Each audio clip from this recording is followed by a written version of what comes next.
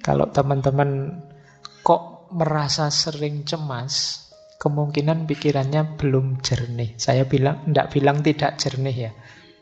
Nanti kalau kamu tersinggung. Jadi pikiranmu mungkin belum jernih. Perlu dijernihkan kembali. Malam hari ini kita latihan pelan-pelan nanti menghadapi pikiran yang tidak jernih ini. Ada banyak hal yang harus kita buang, kita sisihkan yang ada di pikiran kita itu. Karena mungkin tidak penting, tidak urgent. Dari situ terus muncul ketenangan.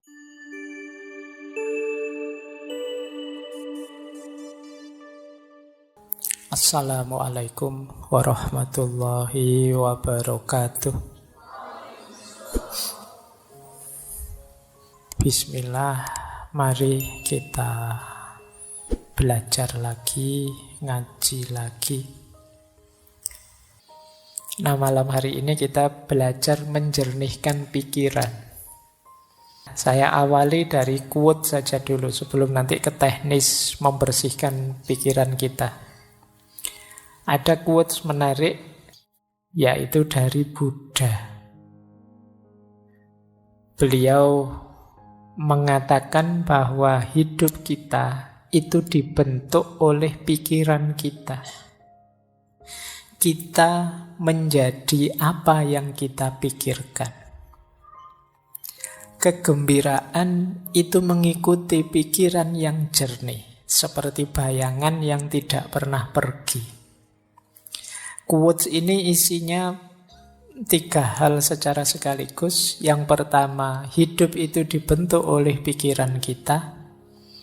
Yang kedua, kita adalah apa yang kita pikirkan.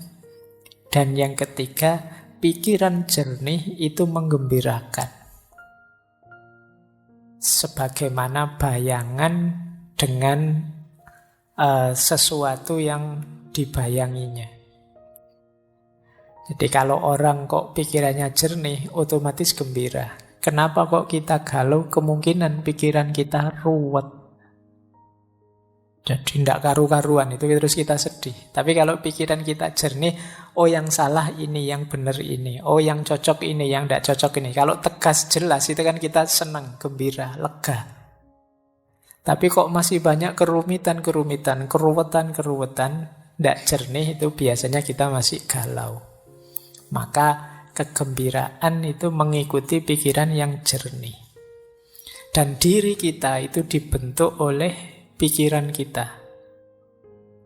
Kalau kalian menganggap, Pak, siapa sih saya ini? Saya ini orang rusak loh, Pak. Nah, kamu sendiri menganggap dirimu orang rusak. Itu kan berarti nanti ketika kamu menjalani hidupmu, kamu akan memposisikan dirimu sebagai orang yang rusak. Jadi kita adalah pandangan kita sendiri, pikiran kita sendiri tentang diri kita. Nah, teman-teman boleh flashback ke belakang ya. Selama ini saya itu orang kayak gimana sih? Itu kemungkinan besar berawal dari pikiran kita sendiri. Jadi, mungkin kalau bahasa jauhnya, tidak penting kamu ganteng beneran apa tidak. Yang penting apa? Kamu merasa ganteng.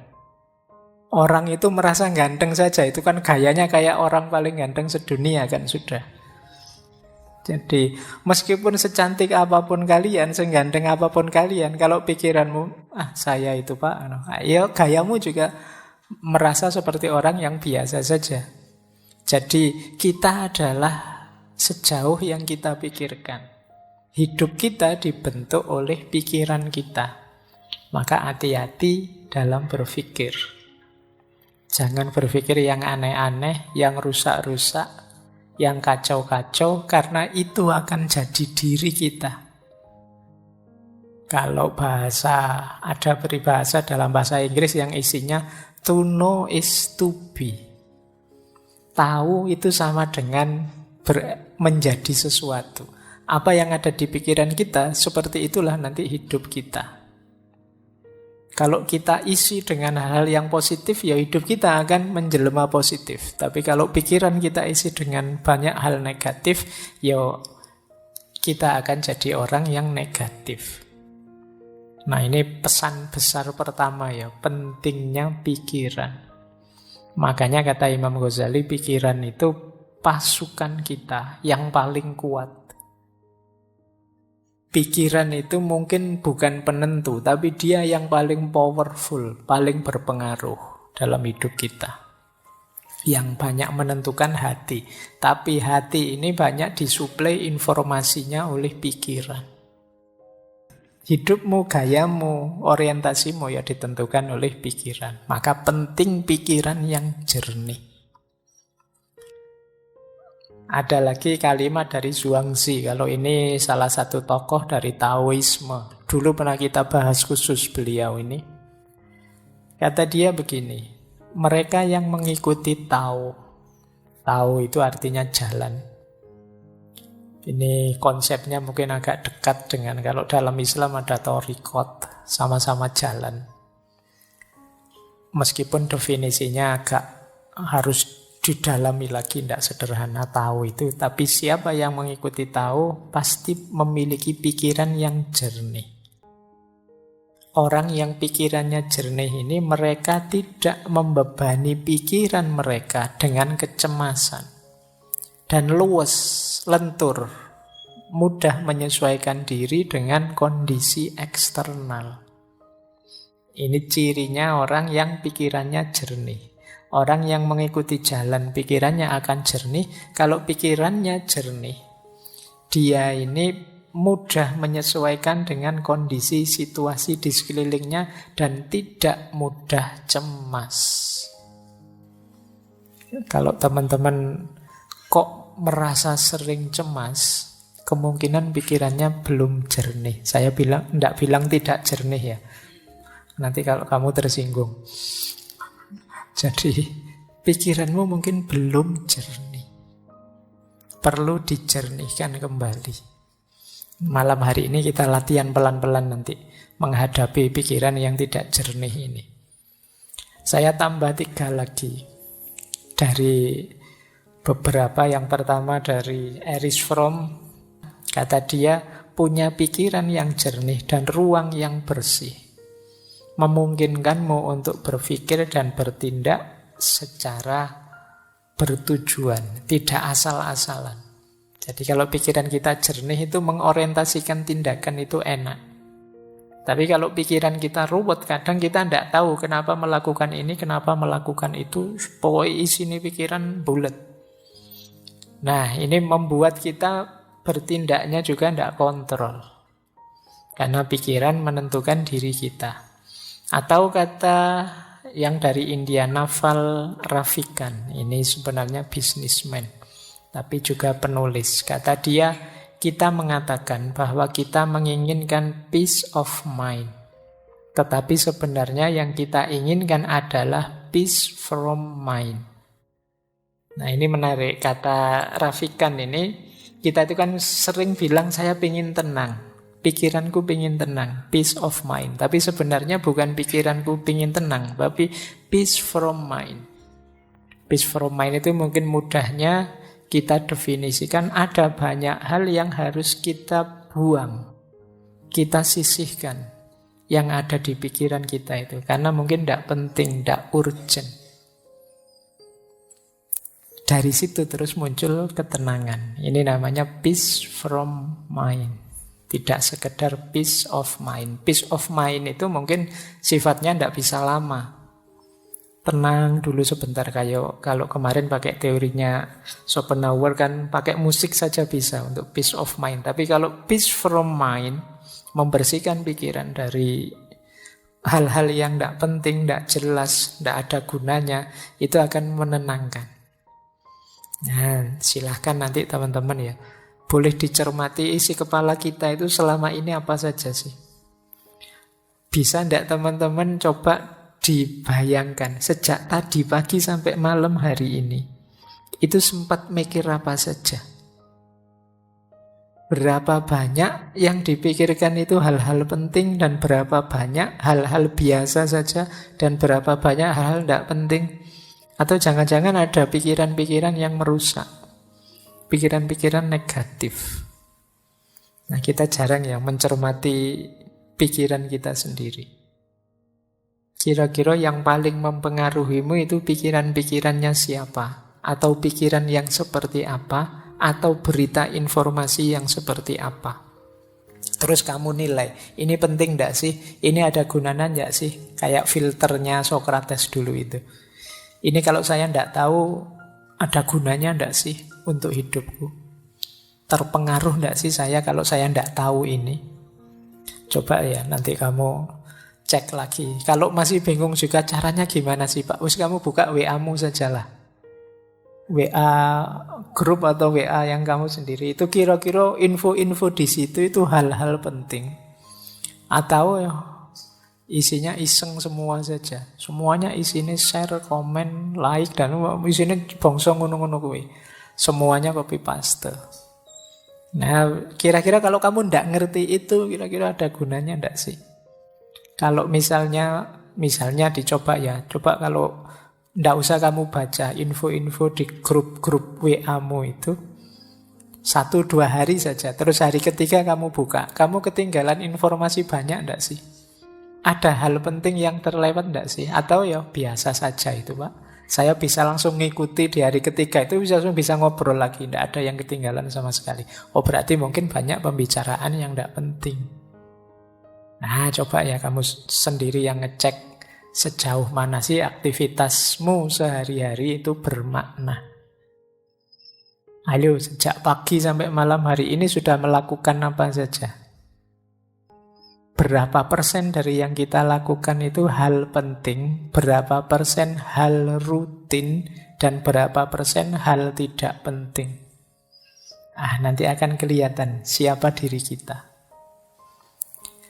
Baik, saya lanjutkan.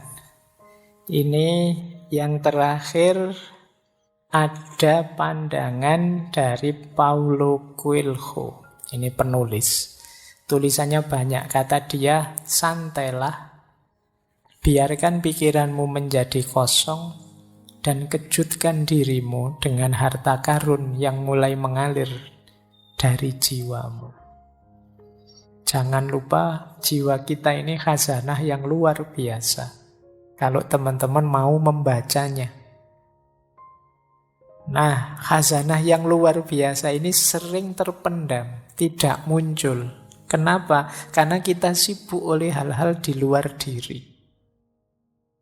Sampah pikiran kita banyak sekali, luar biasa. Sehingga tidak bisa masuk lagi hal penting justru dari dalam diri kita sendiri.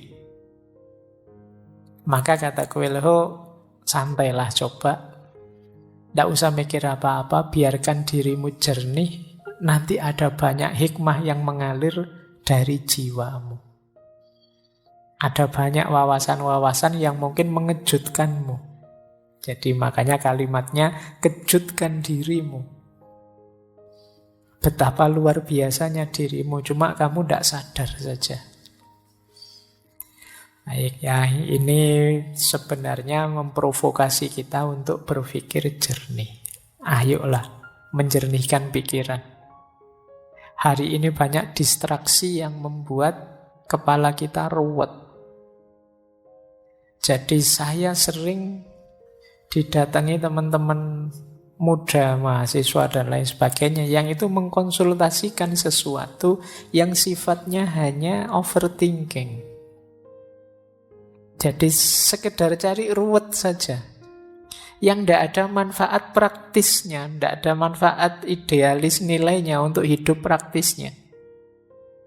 Nah ini tidak saya salahkan ya, tetap luar biasa betapapun nambah wawasan, nambah ilmu itu bagus. Tapi kalau bahasa saintifiknya kurang tepat guna. Jadi ya nambah ilmu oke saja, nambah wawasan oke saja. Tapi kalau bisa ya yang paling tepat guna, manfaat untuk meningkatkan kualitas dirimu dan kualitas hidupmu. Jadi jangan hanya dipilih, wah rasanya ini menarik Pak. Ya, kalau menarik ya banyak hal menarik, luar biasa. Tapi itu manfaat enggak untuk hidupmu? Penting enggak untuk peningkatan kualitas dirimu? Nah, Baik, ya mumpung masih muda. Jadi kalau timbunan wawasanmu itu sesuatu yang manfaat, baik untuk dirimu dan untuk lingkunganmu, ya insya Allah nanti kalian akan jadi orang yang hidup seperti dijanjikan Allah. Semakin nambah ilmunya, semakin tinggi derajatnya. Baik, bismillah. Yuk kita mulai bersih-bersih. Ya, ini yang ada di pikiran kita, yang penting dibersihkan. Yang pertama, negative thinking.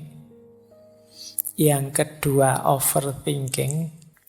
Dan yang ketiga, dirty mind. Dirty mind itu pikiran yang kotor.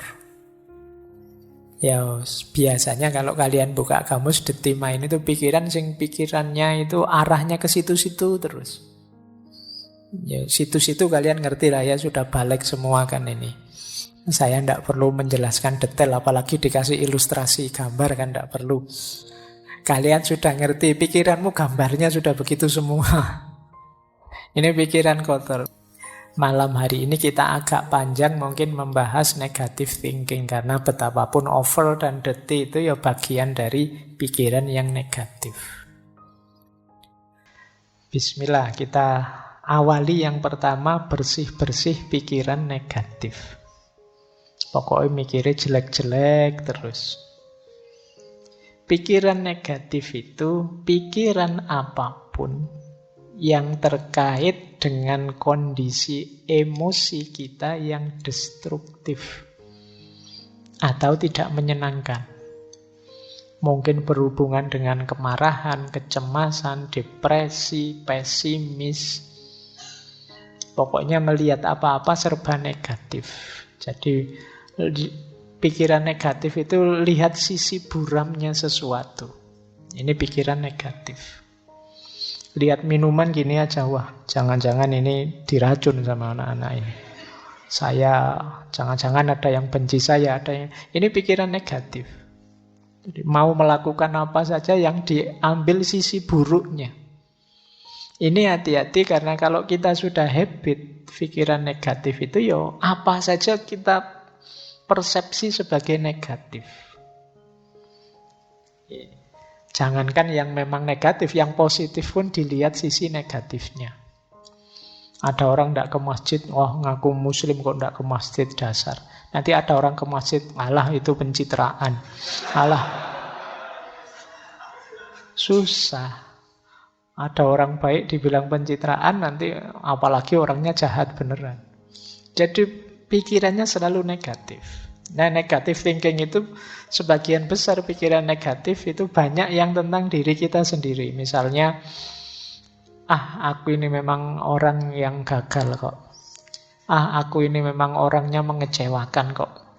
Tidak ada orang yang sayang padaku. Semuanya benci padaku. Semuanya ingin memanfaatkanku saja. Nah, ini pikiran-pikiran negatif. Nanti ada orang nolong kita, wah kamu merendahkan aku ya, emangnya aku tidak bisa sendiri. Tidak ada yang nolong marah-marah. Ini orang tidak ada yang punya empati, semua dasar. Sulit melawan orang yang pikirannya negatif. Dibantu dianggap merendahkan, tidak dibantu dianggap tidak peduli. Nah, ayo kita latihan. Banyak di sekeliling kita orang-orang yang berpikiran negatif. Cirinya apa pikiran negatif itu? Cirinya secara umum ada 4. Pikiran negatif itu otomatis yang pertama. Datang begitu saja. Kalau orang sudah berpikir negatif, ya tidak pakai diusahakan. Sebentar Pak, saya lihat sisi negatifnya, tidak begitu. Otomatis yang muncul itu negatif sudah. Ini sifatnya otomatis. Tidak secara sengaja dirancang untuk negatif, memang wataknya watak negatif. Jadi kalian mungkin ada yang sering berpikiran negatif, sadarilah bahwa itu munculnya sering otomatis saja. Mungkin karena sering kita lakukan, sering kita biasakan. Yang kedua, pikiran negatif itu distorted. Terdistorsi. Maksudnya terdistorsi itu kalau melihat sesuatu tidak utuh. Hanya dilihat sisi jeleknya saja. Misalnya ngaji filsafat ini kan kurangnya juga banyak. Meskipun bagi banyak orang manfaatnya juga ada. Tapi yang manfaat tidak dilihat. Yang dilihat jeleknya saja. Mungkin ngaji kok selesainya jam 10 malam. Itu pun ngomong sendiri Pak Faiznya tidak ada. Nah, itu memang jelek yang bagian itu. Kemudian ngaji kok tidak ada rekaman videonya. Kalau direkam suara saja. Saya sering dikritik itu. Biar saja lah. Biar ada jeleknya untuk mancing yang pikirannya negatif. Jadi kalau tidak begitu kan tidak terpancing, tidak kelihatan kalau pikiranmu negatif. Jadi pikiran negatif itu terdistorsi. Jadi melihat apa-apa dipotong bagian negatifnya. Orang seperti ini biasanya sulit senyum. Pikirannya ruwet terus kalau ada apa-apa itu. Jadi serba khawatir, serba cemas. Karena dia menggunakan kacamata burem terus, negatif terus. Yang ketiga, obstruktif. Obstruktif itu pikiran ini menghalangi kita untuk mencapai tujuan-tujuan tertentu. Karena pikiran negatif ini akhirnya kita kuliahnya tidak bisa maksimal. Mau kuliah ke kampus bawa motor, wah di kampus itu parkirannya kacau, kalau motorku hilang gimana? Mau ke kampus, naik trans, nanti naik trans itu kadang tidak jelas juga, nanti jangan-jangan aku malah telat, jangan-jangan mau bareng temen, nanti malu, nanti masuk bareng, wong punya motor sendiri malah anunya bareng. Jadi pikirannya ruwet, akhirnya ya, tujuan-tujuan hidup banyak yang tidak terpenuhi. Itu namanya obstruktif. Menghalangi kita mewujudkan keinginan. Ini berarti pikiran itu sudah negatif sudah. Kemudian yang terakhir, pikiran negatif itu plausible. Plausible itu masuk akal. Masuk akal menurut kita yang berpikiran negatif. Kita cari saja alasan untuk melihat sisi negatifnya. Dan mesti ketemu wong alasan itu bisa dibuat. Alasan itu kan hasil karya akal kita. Seperti saya bilang tadi, pikiran itu mau kita ajak kemana saja bisa. Wong yang salah itu kita bikinkan alasan biar benar saja bisa kok. Itu yang disebut plausible. Maka pikiran negatif juga begitu. Dia didukung oleh akal kita. Benar itu kamu tidak usah ke kampus daripada motornya hilang. Paling dosennya ngomongnya juga gitu-gitu aja. Tidak ada menarik-menariknya misalnya. Mending di YouTube saja banyak, ngapain sih? Dan justifikasinya mesti ada. Mbok kamu sampai terancam DO pun dia bisa, alah kuliah itu kan tidak nomor 1. Masa depan tidak ditentukan oleh kuliah, sudahlah. Plausible. Yang buruk, yang negatif, yang jelek bisa kita carikan argumen biar tetap bagus. Ini ciri-ciri pikiran negatif. Jadi dia ini otomatis muncul, mendistorsi realitas, menghalangi keinginan-keinginan baik kita, dan kita anggap masuk akal. Padahal itu sebenarnya negatif. Jadi ayo dicari kalau ada makhluk seperti ini dalam diri kita, ayo dibersihkan. Jadi kok tiba-tiba kita melihat negatifnya sesuatu, coba tanya, ini memang negatif saja atau ada positifnya sih? Oh, ada positifnya sih. Cuma tadi belum sempat saya baca, tapi menurut saya yang negatif juga perlu diperhatikan. Nah, kalau ini sudah mending, sudah melihat sesuatu lebih luas. Tidak sekedar melihat negatifnya saja. Baik. Nah, coba saya bawa tabel ini menarik untuk bahan renungan kita. Seperti apa teman-teman memposisikan dirimu? Apakah dirimu sendiri itu kawan atau lawan buatmu? Orang yang negative thinking, itu bahkan dirinya sendiri menjadi lawan. Menyusahkan saja kerjaannya. Ini namanya inner critics. Jadi kritikus dirinya sendiri. Tapi ini kritik dalam makna negatif ya. Ada yang inner ally. Ally itu berarti sekutu. Jadi kita bisa berkawan, saling mendukung dengan diri kita sendiri. Orang yang diri sendirinya jadi lawan, itu yang pertama, cirinya adalah yang dilihat selalu negatifnya saja dan diingat-ingat terus.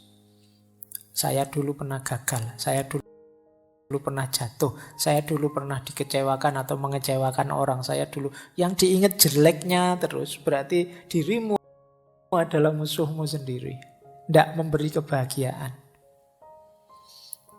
Ciri pertama itu. Ciri kedua, dirimu jadi musuh kalau engkau sibuk dengan komentar dari luar dan hanyut oleh komentar dari luar. Tidak jadi dirimu sendiri.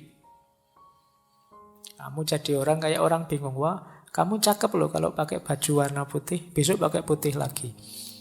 Nanti temennya yang satu bilang, oh enggak, kalau kamu itu lebih cakep kalau mau pakai baju warna hitam. Besok beli baju warna hitam dipakai lagi. Capek kamu kalau mendengarkan komentar dari luar. Loh, kalau dirimu tipe begitu berarti dirimu lawanmu sendiri.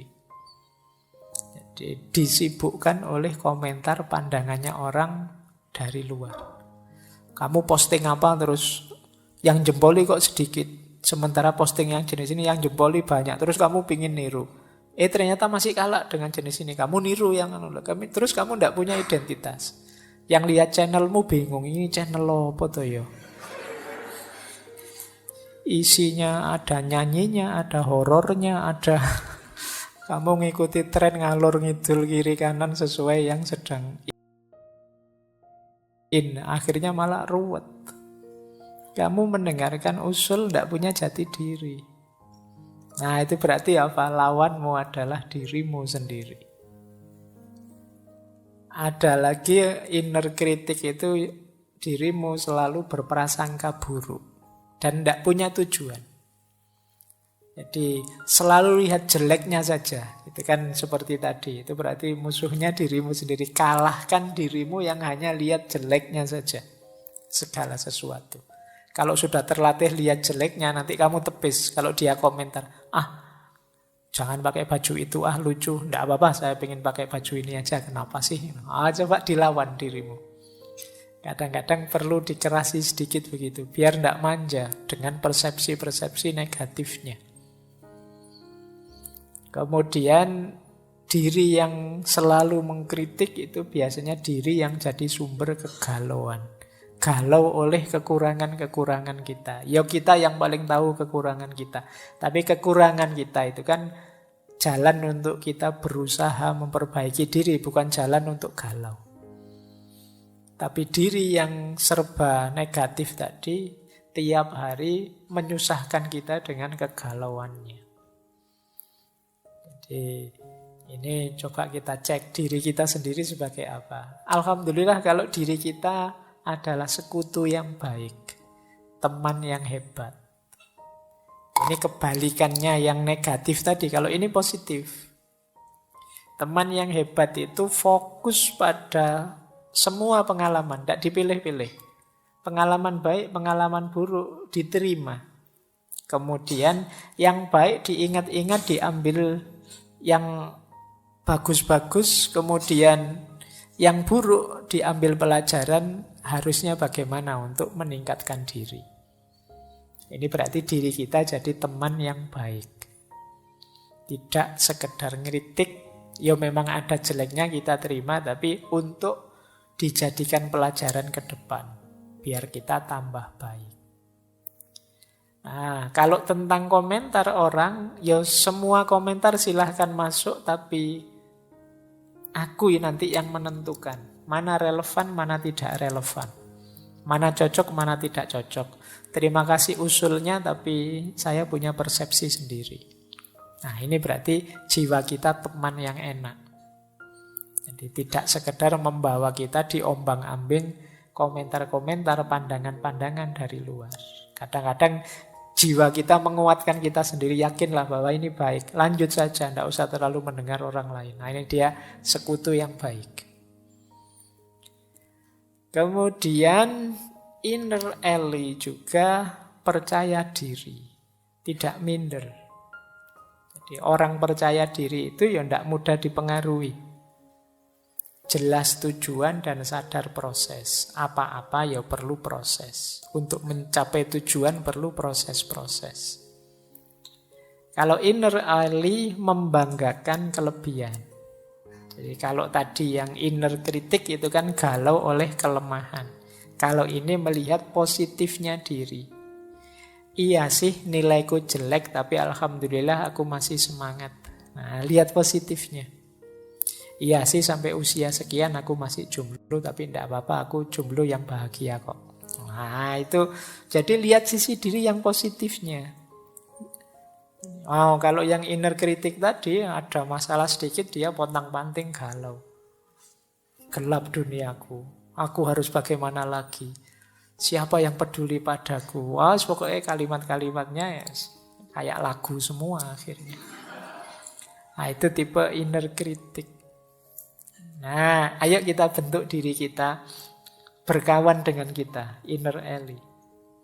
Jangan sampai kita musuhan dengan diri kita sendiri. Jadikan sisi dalam diri kita itu pendukung yang kuat. Dia yang paling ngerti sebenarnya tentang kita. Oke, kita lanjutkan. Nah, ini ada beberapa tips untuk menghadapi pikiran negatif. Yang pertama, diakui. Ngaku saja kalau saya masih negatif pikirannya, tidak apa-apa. Karena kalau tidak ngaku ya tidak ada perbaikan. Kalau tidak terima ya tidak ada cara untuk jalan keluarnya. Tapi ayo kita terima, iya Pak, saya itu masih sering berpikiran negatif. Saya itu masih sering mikirnya jelek-jelek terus. Nah, kalau sudah ngaku, ayo coba luangkan waktu mikir sebentar. Kenapa sih aku kok berpikirnya seperti ini ya? Sumbernya dari mana? Asal-usulnya dulu gimana? Kok aku ini jadi negatif sekali? Terus coba dihitung untungnya apa sih pikiran ini untukku? Atau alasannya apa? Buktinya apa kalau pikiranku ini benar? Atau jangan-jangan hanya ketakutanku saja? Terus tanyakan juga, apa pikiranku ini sudah tidak teratasi, tidak bisa diubah? Mestinya ya bisa ya. Atau aku perlu tidak bantuan orang lain untuk mengatasinya? Nah, coba dijawab pertanyaan-pertanyaan ini untuk menyingkirkan pikiran negatif. Kalau sudah tuntas menjawab, ketahuan asal-usulnya, langkah ketiga yaitu reframing. Kita frame ulang. Kalau tadi melihat sisi negatifnya, sekarang saatnya melihat sisi positifnya. Nah, tema malam hari ini kan bersih-bersih pikiran negatif. Antara lain caranya ini. Kita akui, kita uji, dan kita bikin frame ulang yang positif. Jadi nanti kita masuk bulan Ramadan, perspektifnya sudah jernih, sudah positif. Oke, nah ini pikiran positifnya. Cara untuk melatih berpikir positif adalah yang pertama, ayo mengenali kelebihan-kelebihan dan keberhasilan-keberhasilan kita. Tidak ada orang itu yang hidupnya negatif terus. Pasti pernah mengalami hal-hal positif. Bila perlu ditulis. Boleh teman-teman kalau ada waktu ya, bawa kertas atau buku tulisan. Kelebihanku itu apa saja sih kira-kira? Nah, 1, 2, 3, 4, 5 apa saja. Pasti ada kok kalau teman-teman jeli. Tidak mungkin tidak ada kelebihan sama sekali. Ya kemungkinan banyak tapi tidak ketahuan saja. Kalau kalian jeli mungkin ketemu, oh ternyata saya itu orangnya begini, orangnya begitu. Coba ditulis saja. Ini membawa kita nanti pada rasa syukur. Iyalah ternyata dari sekian banyak kelebihanku, hanya satu ini toh kekuranganku. Lah terus kenapa selama ini hidupku kok murung terus ya? Nah ini coba kalian, tidak apa-apa wis latihan nulis. Meskipun tulisannya disembunyikan untuk diri sendiri juga tidak apa-apa. Mungkin malu kalau dibaca orang lain ya tidak apa-apa. Tapi paling tidak kan melakukan muhasabah sendiri. Apa kelebihan-kelebihanku? Boleh juga capaian-capaianku. Alhamdulillah Pak, saya dulu bisa lulus TK tepat waktu. Misalnya. Loh, itu kan prestasi. Mungkin ada yang TK-nya tidak tepat waktu. Nah, jadi dan banyak capaian-capaian yang lain. Gitu loh. Saya selalu sukses Pak, tiap bulan menghabiskan kiriman orang tua. Wah, situ. Alhamdulillah. Barokah berarti kirimannya orang tua. Iya Pak, selalu bisa saya habiskan dengan sukses. Coba ya kamu hitung capaian-capaian. Banyak lah mesti, tenang saja. Saya berhasil membuat dosen saya marah Pak. Itu juga. Baik, ya capaian yang baik ya. Nanti kamu tulis, biar apa? Biar yang kedua masuk. Gimana caranya kamu bisa bersyukur. Kalau kamu bisa sulit menemukan kelebihan atau capaian hidup, prestasi, tapi yang kedua ini pasti kamu ketemu. Hal-hal yang bisa disyukuri. Mudah untuk mencari hal yang bisa disyukuri. Kalau kalian sulit, bandingkan dirimu dengan orang yang situasinya lebih sulit darimu. Dan itu banyak. Mungkin kamu masih sehat lah. Mungkin kamu masih hidup lah. Mungkin kamu masih bisa ketawa lah. Mungkin banyak hal yang bisa kamu syukuri. Nah ini akan banyak mengubah hal yang negatif jadi positif. Terus cari circle yang positif. Cari teman yang juga positif. Kalau temanmu negatif semua, ya lama-lama kamu terpengaruh negatif. Cari teman yang enak, diajak bersama-sama, yang mikirnya selalu yang baik-baik, membooster semangatmu. Kemudian pinter-pinter bikin afirmasi, self-talk yang positif. Ngomong yang baik-baik saja deh. Tidak hanya dengan orang lain, dengan dirimu juga begitu. Buang kalimat-kalimat yang merendahkan diri. Dasar aku ini orang bodoh, dasar aku ini orang tidak pinter, dasar aku ini orang malas. Sudahlah, ganti kalimat yang lebih positif. Jadi daripada kamu marah misalnya, dasar aku orang malas, ganti kata dengan yang lebih positif. Ah, ternyata aku ini orangnya penggemar rebahan. Nah, ya tidak apa-apa kan, bukan kalimat yang negatif. Ternyata aku orang ini yang pintar menikmati waktu luang misalnya. Nah, ya nama lainnya males. Baik, jadi ini cari self-talk yang lebih positif. Biar pikiranmu juga positif. Jaga kesehatan tentu saja ya. Kalau kamu tidak sehat ya pingin sepositif apapun ya berat. Tapi kalau kamu sehat lebih mudah. Relax, humor. Hidup jangan kenceng terus, kaku terus. Ya ada guyonnya sedikit-sedikit, tapi juga jangan guyon terus. Relax saja, santai, nikmati, mengalir saja. Hidup itu mengalir saja, mesti ada humornya, banyak yang lucu.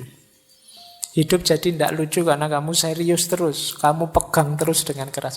Biarkan saja kamu nikmati setiap prosesnya, mesti beragam. Ada seriusnya, ada lucunya, ada hidup itu begitu karakternya. Kok hidup itu seragam? Kok ini rasanya humor terus Pak? Ada yang tidak beres. Kamu berlebihan di situ. Atau kok serius terus Pak? Ada yang tidak beres. Kamu ada yang berlebihan pasti. Secara natural hidup itu pasti ya ada naik, ada turun, ada serius, ada humor. Terus banyak belajar hal baru. Jadi banyaklah belajar tentang yang baru-baru. Yang baru ini menarik. Biar kamu tidak sibuk dengan pikiran-pikiran lama yang negatif. Nah, jadi setelah dibersihkan tadi, diisi dengan yang positif. Memulainya dengan hal-hal ini. Terus kita lanjut lagi ya. Nah, ada teori yang menarik. Ayo belajar dari positivitasnya anak kecil. Anak kecil itu berpikirnya sangat positif. Anak kecil itu dia ingin tahu apa saja, ingin mencoba apa saja, melakukan hal-hal yang pinter, kadang-kadang juga hal-hal yang konyol. Mereka juga bertengkar dengan temannya tapi terus rukun lagi. Mereka jatuh ya bangun lagi. Kalau gagal ya penasaran diulang lagi. Mereka bisa kecewa tapi gampang punya harapan baru. Mereka juga punya ketakutan tapi segera setelah itu mereka tetap bisa ceria, bisa gembira. Kalau sedih ya mereka nangis, tapi tidak lama terus lupa, bisa ketawa-ketawa lagi. Itu enak, nyaman kalau anak kecil. Ini yang disebut positivitasnya anak kecil. Kalau kita kan tidak. Kita setelah jatuh itu bangunnya lama. Ada putus asanya, ada mengeluhnya, ada nyanyi-nyanyinya. Panjang kita. Tidak bangun-bangun. Kalau sudah kecewa, wah kita dendamnya bisa sampai ujung dunia. Kalau anak-anak itu habis bertengkar, orang tuanya ikut belani bertengkar. Dia sudah rukun, orang tuanya masih bertengkar. Itu positivitasnya anak kecil. Jadi hidup jadi ringan. Wajar saja. Tidak ada anak kecil itu kok suudzon apa tidak ada. Ya mikirnya positif terus. Jadi pikirannya selalu positif. Nah, fakta ini menunjukkan berarti pikiran negatif itu tidak fitrah, tidak fitri. Itu buatan. Pengaruh dari luar. Aslinya kita secara murni itu positif. Buktinya apa? Anak-anak yang belum banyak terpengaruh macam-macam itu sangat positif hidupnya. Tidak ada anak kecil itu yang dendam, tidak ada anak kecil itu yang putus asa, terus menganggap dunia ini gelap kalau begitu. Tidak begitu, tidak ada. Biasa saja. Mereka ya kalau ingin apa-apa ya kadang tidak terpenuhi ya nangis. Tapi setelah nangis terus ya biasa, bisa ketawa-ketawa lagi. Jadi ini namanya belajar positivitas dari anak kecil.